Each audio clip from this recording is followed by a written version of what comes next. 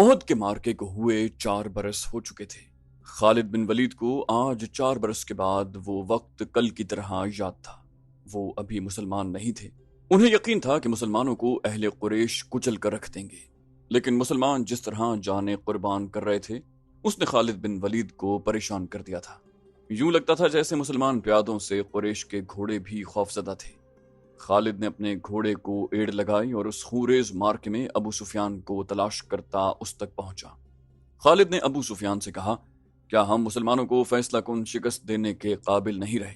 کیا قریش کی ماؤں کے دودھ ناقص تھے کہ یہ ان مٹھی بھر مسلمانوں سے خوفزدہ ہوئے جا رہے ہیں؟ ابو سفیان نے کہا، دیکھو خالد، جب تک محمد ان کے ساتھ ہے اور وہ زندہ سلامت ہے، یہ خون کا آخری قطرہ بہہ جانے تک شکست نہیں کھائیں گے۔ خالد بن ولید نے کہا، تو یہ فرض مجھے کیوں نہیں سونپتے تھے؟ ابو سفیان نے کہا، نہیں، تم اپنے سواروں کے پاس جاؤ، تمہاری قیادت کے بغیر وہ بکھر جائیں گے۔ محمد اور اس کے ساتھیوں پر حملہ کرنے کے لیے میں پیادے بھیج رہا ہوں۔ آج مدینہ کی طرف جاتے ہوئے خالد کو افسوس ہو رہا تھا کہ ابو سفیان نے اس کے ایک عزم کو کچل ڈالا تھا۔ رسول خدا صلی اللہ علیہ وسلم کے قتل کو وہ اپنا فرض سمجھتا تھا۔ وہ رسول خدا صلی اللہ علیہ وسلم کو قتل کر کے اپنے سب سے بڑے دیوتاؤں حبل اور عزا کی خوشنودی حاصل کرنا چاہتا تھا۔ اس نے اپنے سالار کا حکم ماننا ضروری سمجھا اور اپنے سوار دستے کی طرف چلا گیا۔ اسے اطمینان ضرور تھا کہ رسول اکرم صلی اللہ علیہ وسلم کے ساتھ اب چند ایک ساتھی ہی رہ گئے ہوں گے اور آپ علیہ السلام کو قتل کرنا اب کوئی مشکل نہیں ہوگا اور اس کے بعد مسلمان اٹھنے کے قابل نہیں ہوں گے۔ خالد کو میدان جنگ کی کیفیت بڑی اچھی طرح یاد تھی۔ اس نے ذرا بلندی سے دیکھا تھا کہ احد کے دامن میں دور دور تک زمین خون سے لال ہو گئی تھی۔ کہیں گھوڑے تڑپ رہے تھے اور کہیں خون میں نہائے ہوئے انسان کر رہے تھے۔ زخمیوں کو اٹھانے کا ابھی کسی کو ہوش نہ تھا۔ پھر اس نے دیکھا پیادہ قریش رسول کریم صلی اللہ علیہ وسلم کے پاس پہنچ گئے تھے اور انہوں نے آپ علیہ السلام کے ساتھیوں کا حلقہ بھی توڑ لیا تھا۔ قریش کے 3 آدمی عتبہ بن ابی وقاص، عبداللہ بن شہاب اور ابن قمہ رسول کریم صلی اللہ علیہ وسلم پر پتھر برسانے لگے۔ عجیب صورت یہ تھی کہ عتبہ کے سگے بھائی سعد بن ابی وقاص رسول اکرم صلی اللہ علیہ وسلم کی حفاظت میں لڑ رہے تھے۔ رسول اکرم کے ساتھیوں کی تعداد نہ ہونے کے برابر رہ گئی تھی یا وہ لڑتے لڑتے بکھر گئے تھے۔ عتبہ نے آپ علیہ السلام پر جو پتھر برسائے ان سے آپ علیہ السلام کے نیچے والے 2 دانت ٹوٹ گئے اور نچلا ہونٹ بھی زخمی ہو گیا۔ عبداللہ کے پتھر سے آپ علیہ السلام کی پیشانی پر خاصا گہرا زخم آیا۔ ابن قمہ نے آپ علیہ السلام کے قریب آ کر اتنی زور سے پتھر مارا کہ آپ علیہ السلام کے خود کی زنجیر کی 2 کڑیاں ٹوٹ کر رخسار میں اتر گئیں۔ ان سے رخسار کی ہڈی بھی بری طرح مجروح ہوئی۔ آپ علیہ السلام نے برچھی سے دشمنوں پر وار کرنے کی بھرپور کوشش کی، لیکن دشمن قریب نہیں آتے تھے۔ آپ علیہ السلام کا خون اتنا نکل گیا تھا کہ آپ علیہ السلام گر پڑے۔ اس وقت آپ علیہ السلام کے ایک صحابی طلحہ رضی اللہ عنہ نے، جو قریش کے دوسرے آدمیوں کے ساتھ لڑ رہے تھے، دیکھ لیا اور دوڑتے ہوئے آپ علیہ السلام کے پاس پہنچے۔ ان کی للکار پر ان کے دوسرے ساتھی بھی آ گئے۔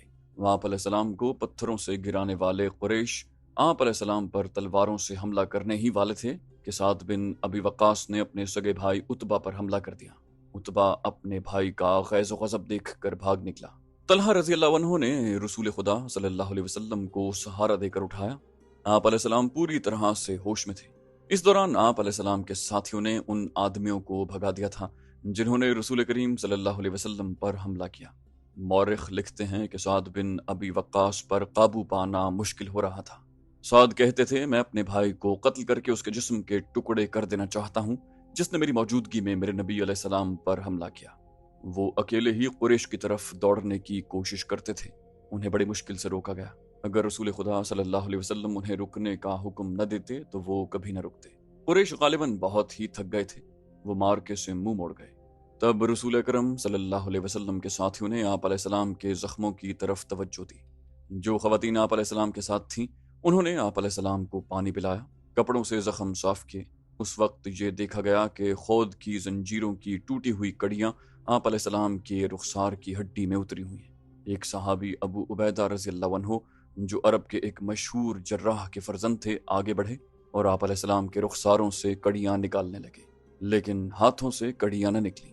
آخر ابو عبیدہ رضی اللہ عنہ نے دانتوں کی مدد سے ایک کڑی نکال لی۔ جب دوسری کڑی نکالی تو کڑی تو نکل آئی، لیکن ابو عبیدہ کے سامنے کے 2 دانت ٹوٹ گئے۔ اس کے بعد سے لوگوں نے ابو عبیدہ رضی اللہ عنہ کو الاسرم کہنا شروع کر دیا۔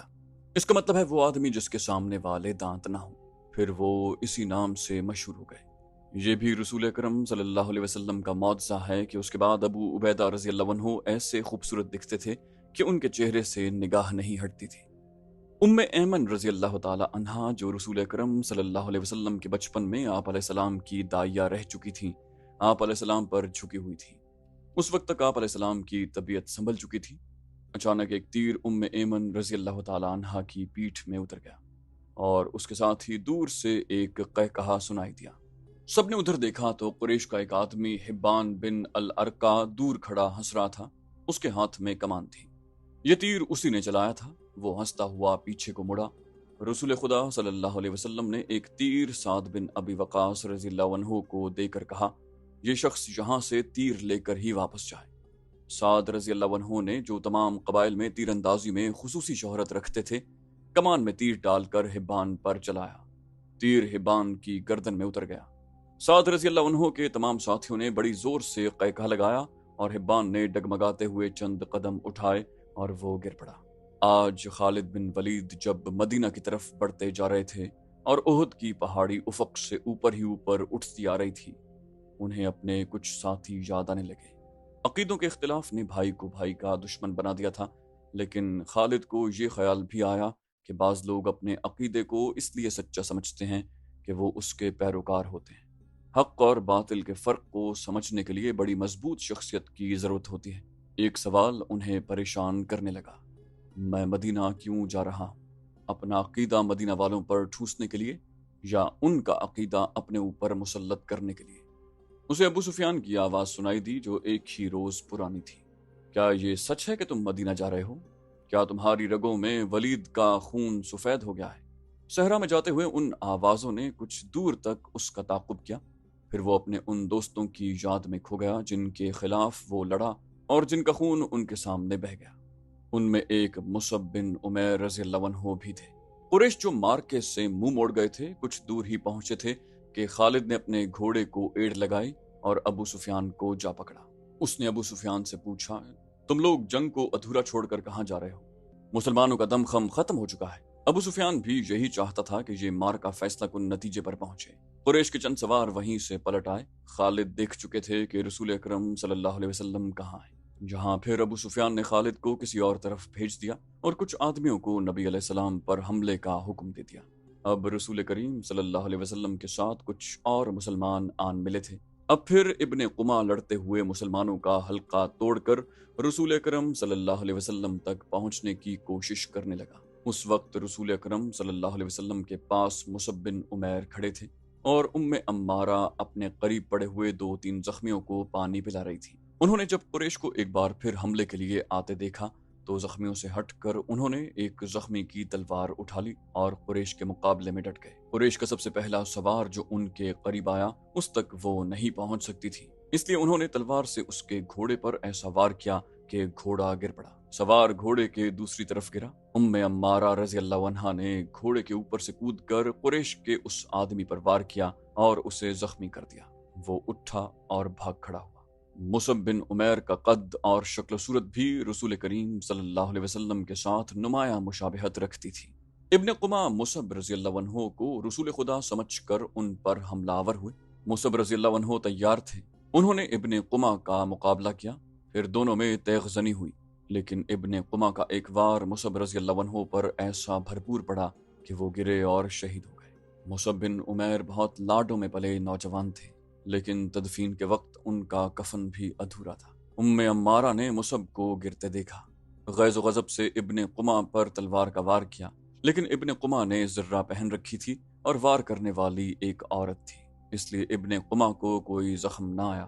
ابن قمع نے ام عمارہ رضی اللہ عنہ کے کندھے پر بھرپور وار کیا، جس سے وہ شدید زخمی ہو کر گر پڑی۔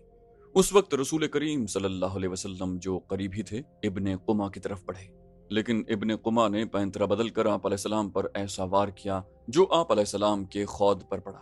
تلوار خود سے پھسل کر آپ علیہ السلام کے کندھے پر لگی۔ آپ علیہ السلام کے بالکل پیچھے ایک گڑھا تھا۔ آپ علیہ السلام زخم کھا کر پیچھے ہٹے اور گڑھے میں گر پڑے۔ ابن قمع نے پیچھے ہٹ کر گلا پھاڑ کر کہا، میں نے محمد کو قتل کر دیا۔ وہ یہی نعرے لگاتا میدان جنگ میں گھوم گیا۔ اس کی آواز قریش نے بھی سنی اور مسلمانوں نے بھی۔ قریش کو تو خوش ہونا ہی تھا، مسلمانوں پر اس کا بڑا تباہ کن اثر ہوا۔ وہ حوصلہ ہار بیٹھے اور احد کی پہاڑی کی طرف پسپا ہونے لگے۔ بھاگتے ہوئے مسلمانوں کو ایک للکار سنائی دی، اپنے نبی کے شیدائیوں، اگر نبی علیہ السلام نہ رہے تو لعنت ہے ہم پر کہ ہم بھی زندہ رہیں۔ تم کیسے شیدائی ہو کہ نبی کریم صلی اللہ علیہ وسلم کی شہادت کے ساتھ ہی تم موت کے ڈر سے بھاگ رہے ہو؟ مسلمان رک گئے۔ اس للکار نے انہیں آگ بگولا کر دیا۔ وہ پیادہ تھے لیکن انہوں نے قریش کے گھڑ سواروں پر حملہ کر دیا۔ یہ حملہ خالد اور اکرمہ کے گھڑ سواروں پر ہوا تھا۔ خالد بن ولید کو آج یاد آ رہا تھا کہ اس کے ہاتھوں کتنے ہی مسلمانوں کا خون بہہ گیا تھا۔ ان میں ایک رفاعہ بن وقش بھی تھے۔ خالد بن ولید کے دل میں درد کی ایک ٹیس اٹھی۔ انہیں کچھ ایسا احساس ہونے لگا جیسے وہ بے مقصد خون بہاتے رہیں، لیکن اس وقت وہ مسلمانوں کو اپنا بدترین دشمن سمجھتے تھے۔ اب مسلمانوں کا دم خم ٹوٹ چکا تھا۔ پیادے گھڑ سواروں کا مقابلہ کب تک کرتے؟ وہ مجبور ہو کر پہاڑی کی طرف پسپا ہونے لگے۔ رسول اکرم صلی اللہ علیہ وسلم بھی اپنے ساتھیوں کے ساتھ ایک تنگ سی وادی کی طرف جا رہے تھے۔ جس طرح مسلمانوں نے فتح کی خوشی میں اپنا مورچہ چھوڑ دیا تھا اور جنگ کا پانسا اپنے خلاف پلٹ لیا تھا، اسی طرح اب قریش کے آدمی مسلمانوں کی لاشوں پر اور تڑپتے ہوئے زخمیوں پر مال غنیمت اکٹھا کرنے کے لیے ٹوٹ پڑے۔ ان میں سے کچھ قریش رسول کریم صلی اللہ علیہ وسلم کے تعاقب میں بھی چلے گئے، لیکن آپ علیہ السلام کے ساتھیوں نے ان پر ایسی بے جگری سے حلہ بولا کہ ان میں سے زیادہ تر قریش کو جان سے مار ڈالا، اور جو بچ گئے وہ بھاگ گئے۔ رسول اکرم صلی اللہ علیہ وسلم ایک بلند جگہ پہنچے۔ آپ علیہ السلام نے وہاں سے صورتحال کا جائزہ لیا۔ آپ علیہ السلام کے 30 صحابہ میں سے 16 شہید ہو چکے تھے، جو 14 زندہ تھے ان میں زیادہ تر زخمی۔ آپ علیہ السلام نے بلندی سے میدان جنگ کا جائزہ لیا۔ آپ کو کوئی مسلمان نظر نہیں آ رہا تھا۔ مسلمان یہ سمجھ کر کہ رسول اکرم نعوذ باللہ شہید ہو چکے ہیں، سخت مایوسی کے عالم میں ادھر ادھر بکھر گئے۔ کچھ واپس مدینہ چلے گئے، کچھ قریش کے انتقام سے بچنے کے لیے پہاڑی کے اندر موجود تھے، جہاں رسول خدا صلی اللہ علیہ وسلم کو اپنے زخموں کی طرف توجہ دینے کی فرصت ملی۔ آپ علیہ السلام کی بیٹی حضرت فاطمہ رضی اللہ تعالی عنہا، جو آپ علیہ السلام کو ہر طرف تلاش کر کر کے تھک چکی تھی، آپ علیہ السلام کے پاس آ پہنچی تھی۔ قریب ہی ایک چشمہ تھا۔ حضرت علی رضی اللہ عنہ وہاں سے کسی چیز میں پانی لائے اور آپ علیہ السلام کو پلایا۔ حضرت فاطمہ رضی اللہ عنہا آپ کے زخم دھونے لگی۔ وہ سسک سسک کر رو رہی تھی۔ خالد بن ولید کو آج یاد آ رہا تھا کہ رسول کریم صلی اللہ علیہ وسلم کی شہادت کی خبر نے انہیں کیسا روحانی سا اطمینان دیا تھا، لیکن ایک للکار نے انہیں چونکا دیا۔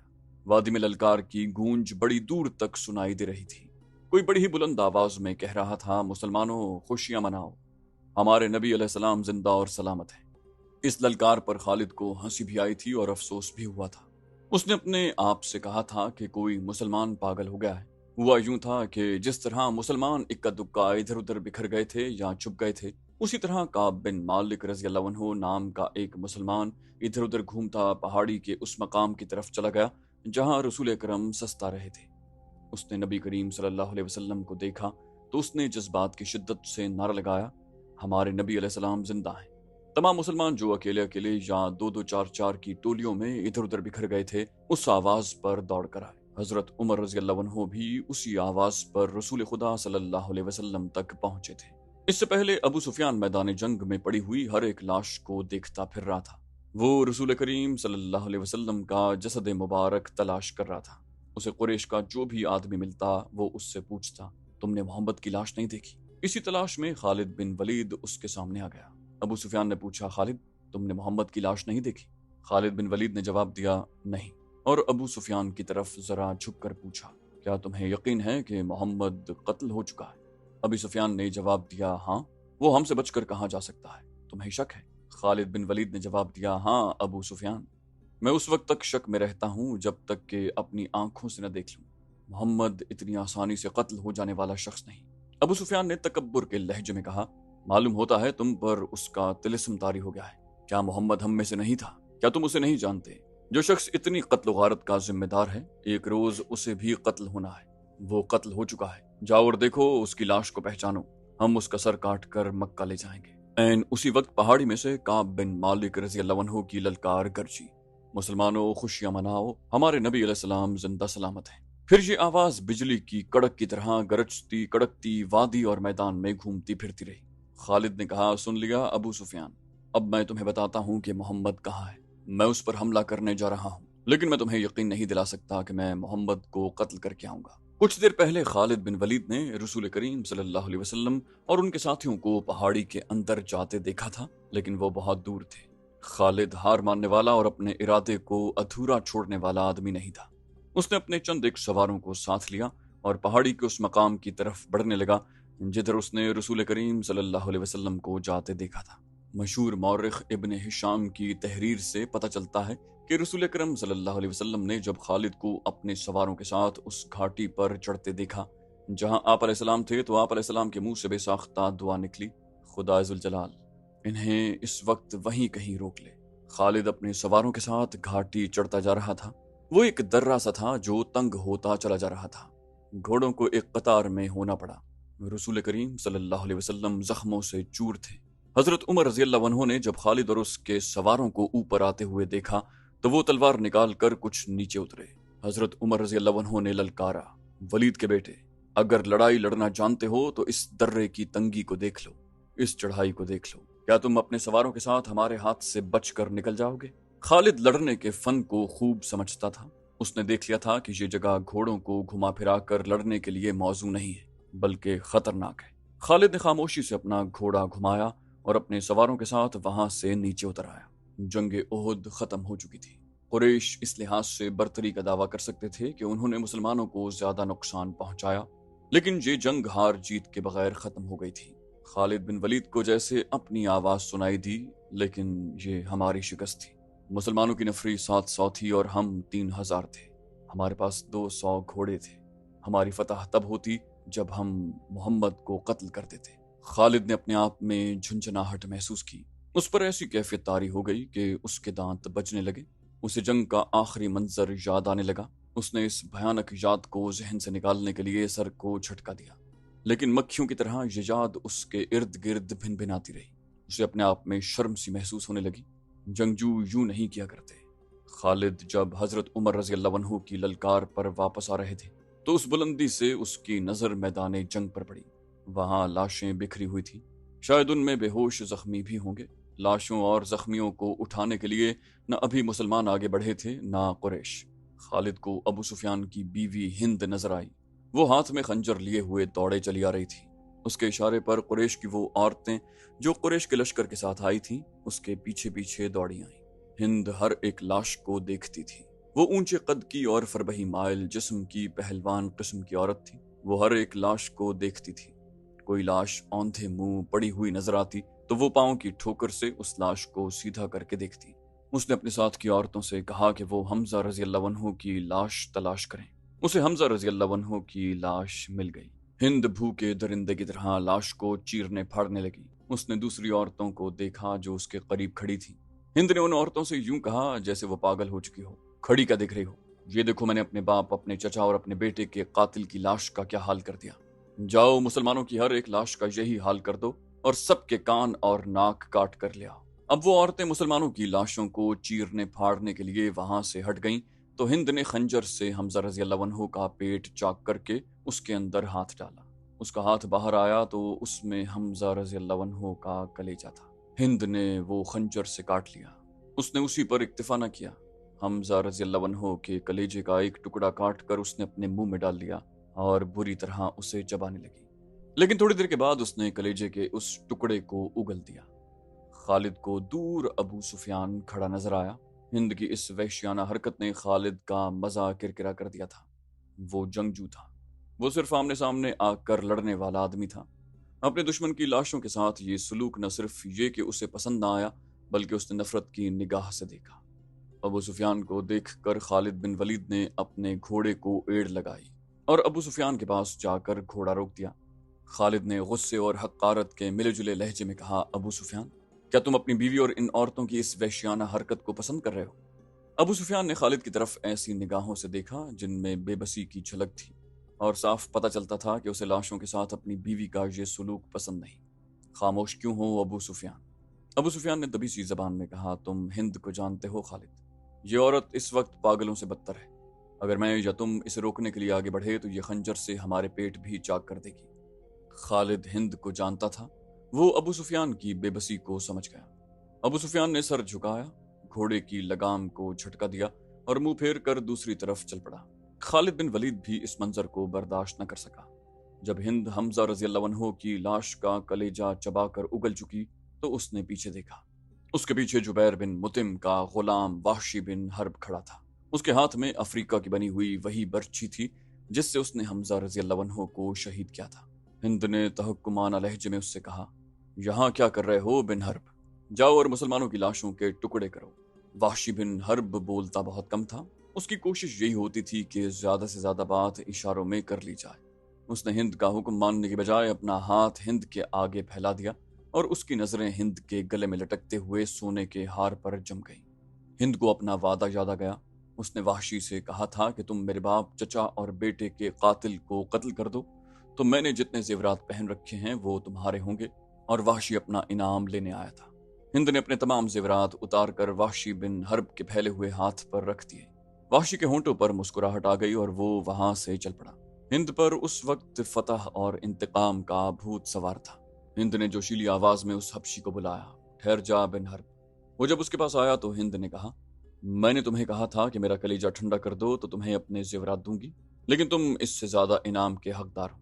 हिंद ने कुरैश की औरतों की तरफ इशारा किया और कहा, तुम जानते हो इन औरतों में कनीजें कौन कौन सी हैं? देखो वो जवान भी हैं और खूबसूरत भी। तुम्हें जो कनीज अच्छी लगती है ले जाओ। वाहशी बिन हर्ब ने अपनी आदत के मुताबिक खामोशी से चंद लम्हे हिंद के चेहरे पर नजरें गाड़ी, लेकिन उसकी नजरें कनीजों की तरफ न गईं। उसने इनकार में सर हिलाया और वहां से चला गया।